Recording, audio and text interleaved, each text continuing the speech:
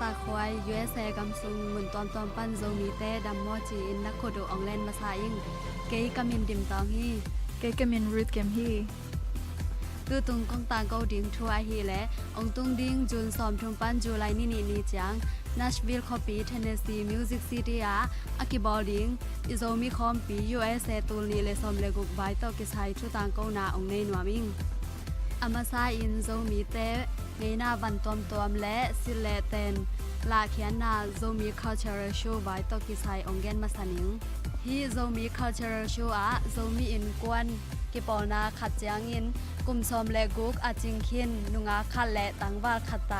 โซเงยนาปวนเตสิลกอมินโซเงยนาวันอันในบังอูลาเขียนนางในเดียงฮีเป็นกิเดมนาฮิโลอาฮิมานินลุนมัน admission fee กิลาโลดิงฮีอาลุงลุดเปลมาอินอันวายากงเกนดิงอวายไซคอมมิตี้เตกยังะจูนซอมนี้ตัวนี้เลซอมเลกกนี้มาเปลมาอินทูนงจักสักนาดิงอุน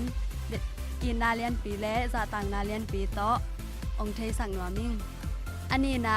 USA กำซุงโซมีเตสุงะนุงางแม่ลอยกิเดมนาฮีมิสโซมี USA ตัวนี้และซอมเลกกไว้ทุต่างเกานางในกิ่งนิงที่มิสโซมี USA ตัวนี้และซอมเลกุกเป็น USA กำสุงาอมโซมีนกวน USA ต่อองกิซอมโซมีนกวนกิปอลนาขัดจางอินกุมซอมเลกุกอจิงคินนุงาขัดตากิสังดิงฮีตอกิไซยินกิเดมนาอหิมานิน admission fee มีขัดจางอินดอลลาร์ซอมนิกิลาดิงาตัวซุมเตปล่อยหุ่นจางอินซองกิเปียเทดิงฮีอาฮีซองอินมิสโซมี USA กิเดมดิ้งเปลมาอินอนุนุงเป็นจูนซอมนี้ตัวนี้และซอมเลกกนี้มาเปลมาอินอันวายากงเกนดิ้งอวายไซคอมมิตี้เตโตกิทุซาอินอากิซัมอินฟอร์เมชันเต็งนงเปียกนาดิงอุนจะต่างนาเลียนปีโตองเทสักพาพานวมิงที่อตุงากงเกนมิสโซมี USA ตัวนี้และซอมเลกกกิเดมนาโตกิไซอินอาคันนางาเตZIUSA มินโตทรอฟีครอนและซุมตังดอลลาร์จังอากิเปียเคียดิงฮีซุมตังอากิเปียเคียเป็นไมอามีคอปีฟลอริดาอาแตงป้าแคลัมปาวบอยนาวลักและนูดิมตอยปานูเตอินกวานินโซมีและโซกำองยินนาโตองเปียเคียอูฮีอามาวนูปาตุงะZIUSA กิปอนามินโตลุงดำนาเลียนปีอีกอฮีอาโซมามิสโซมี USA ตัวนี้และซอมเลกุกิเดมนาอันนี้นางาเตZIUSA มินโตปะตอยนา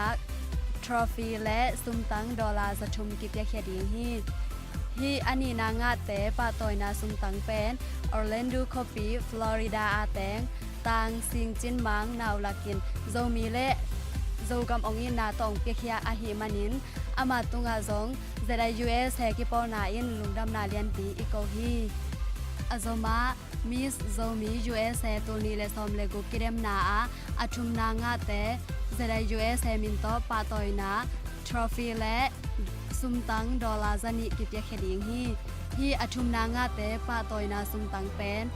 ไมอามีคอปีฟลอริดาอาแตงตางกินมวนตวงหาลังอินโซมีและโซกำองอินนาโตองเปียเคียอาหิมานินอามาตุงาซงZIUSA มินโตลุงดำนาเลียนปีอีกอฮีอตุงาโซมี cultural show และ Miss โซมี USA กิเดมนาโตกิไซอากิจานาเทเบนอบอัมและอบายไซคอมมิตี้เตอาฮีคันนานูดิมขอซามนูฟองนัมบัดสกิขัดกุกนีเกียดงาเบมสกิคัดอีเมลสอมเลียนสอมสกิเลทุม@gmail.com นีนาตางกินมวนตวงฟองนัมบัดกว่าขัดเกียดนิเกียดกว่างาลีกว่าทุมนาตางปีตาเสียมุงฟองนัมบัดกุกคันงา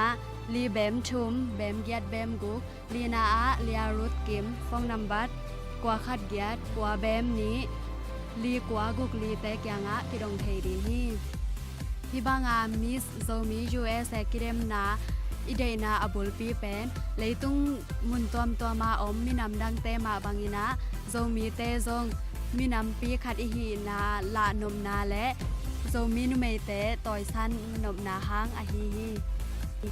อนุนุงเป็นนะกงไว้ข้างโนเป็นอตุงากงเกนสาZomi Cultural Show และ Miss Zomi USA อากิเฮลนวมอากิเดมนวมเปอุมาอินอนุนุงเป็นจูนซอมนี้ตูนีเลสซอมเลกุกนี้มาเปอุมาอินอตุงากงเกนสาอามากายคอมมิตี้เตโตกิทุซาอินนามินูและอากิซัมอินฟอร์เมชันแคมเปลนันบยักเตกนาดีงุนอินนาและจะต่างนาเลียนปีโตองไว้คักพาพานวมิงตัวกิปันอลุงหลุดเป้วมาอินมากายเตนะโฮปีปาเซเซอุนลุงดามาไม้นะเวกปิอุนโตปาทุพา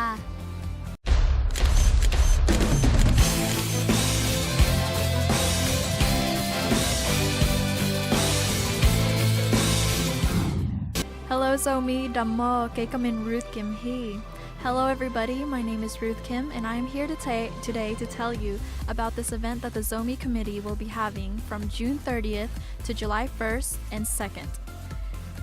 This will be held in Nashville, Tennessee, the Music City, and we will have cultural show where there will be traditional attire and female and male can be a part of this, and this is a free admission to be a part of. Second, I would like to tell you about this other event that we will have. It will be called Miss Zomi Competition, and this is the first ever that we're having this competition. So it will be $20 to compete, and you do have to be 16 years old to be a part of it. The judges will be looking at your clothes and will giving you some questions, and we'll see how well you are dressed on the stage. The first prize will be $500 with a trophy, and you will be receiving a crown as well. The second place will be $300 with also a trophy, and the third place will be receiving $200 with a trophy as well. If you want to be a part of it, please contact us right away. And also, if you want to invite your friends and families, they are more than welcome to come and watch because it will be free to get in. And if you have any questions, please contact us as soon as you can. Thank you. Bopatipa. ZIUSA Media Ongen Campbell Lungdam Mama Kompijang Pelowin Kimunima